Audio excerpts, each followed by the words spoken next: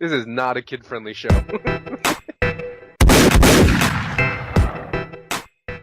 Yo, what is really good, my dudes? Today is September 11th, 2017. Wow, September 11th, man, that's crazy. Man, I remember when that shit happened. I was like 5th grade watching in the morning news, man. That shit was crazy.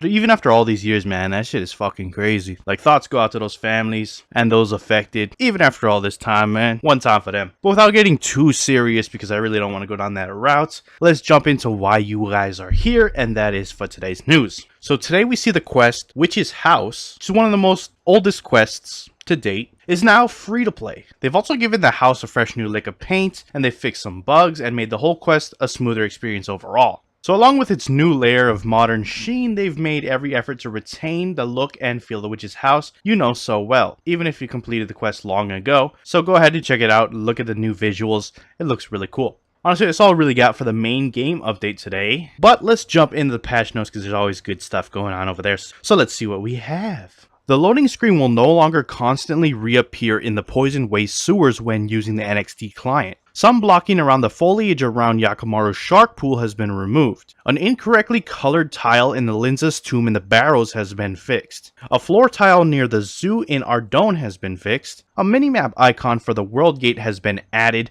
where relevant. The Tardiad World Gate now has a Gillinor symbol like the other World Gates. Players can now change their skybox / filters in Dungeoneering, the Uncharted Isles, and the player-owned house. The icon in the clan customizations window will now display the corresponding building.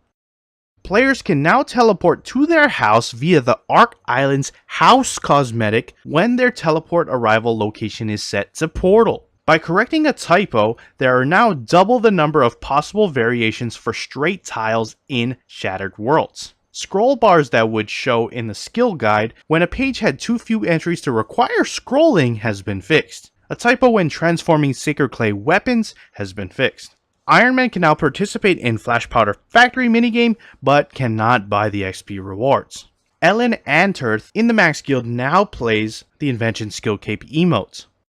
The Kindred Spirits quest points reward is now displayed on the quest overview screen. Sulfonite and Menophyte dialogue has been tweaked depending on progress made in the Jack of Spades and Contact quests. A typo in a Menopause City quest has been fixed. Viking beer now counts towards the open bar achievement, kegs still do not count. Players can now consistently collect their Tier 3 Tyranwin task reward from Aryanwin. Inspecting a player's favorite achievement now works correctly. A world broadcast has been added when a player receives a Lucky Dragonkin coin drop from the Motherlode Maw.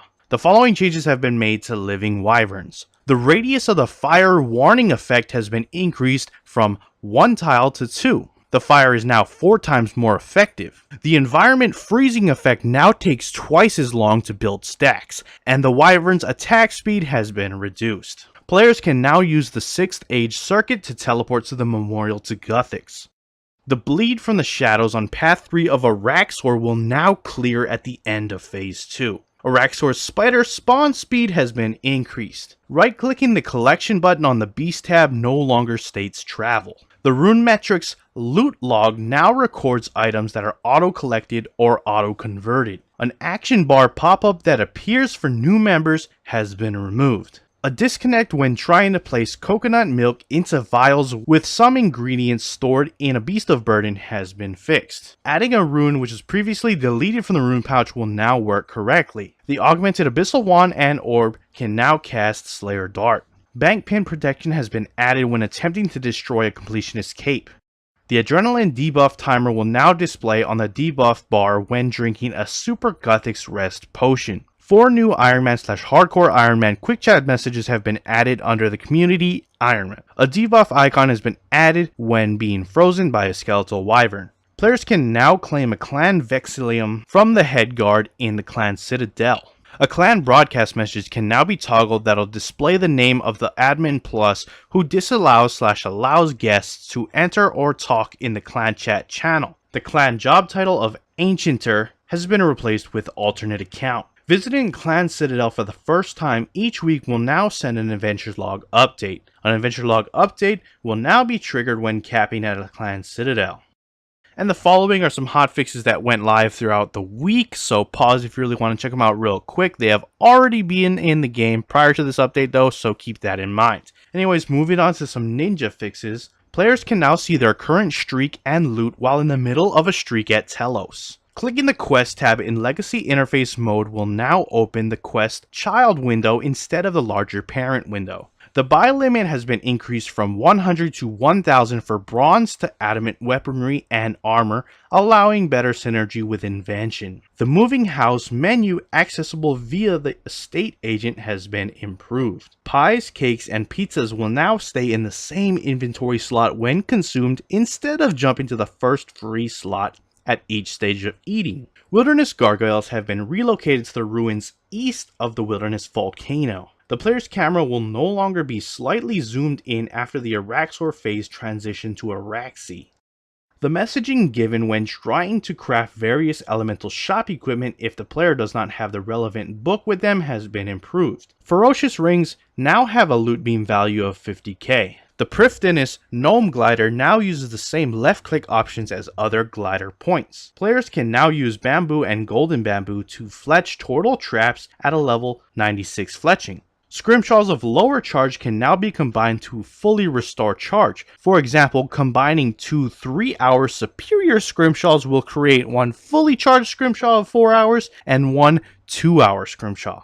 Degraded Goliath gloves can now be combined together to restore charge in a similar style to scrimshaws.